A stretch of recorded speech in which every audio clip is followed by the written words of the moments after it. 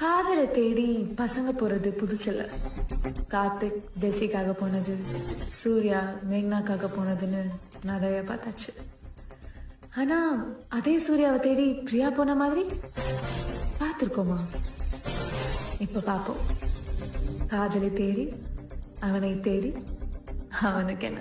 விரலோடு விழியும் வாடும், விரைகின்ற காலும் நோகும், இருந்தாலும் வருகிறே உன் மடியில் நான் தூங்க.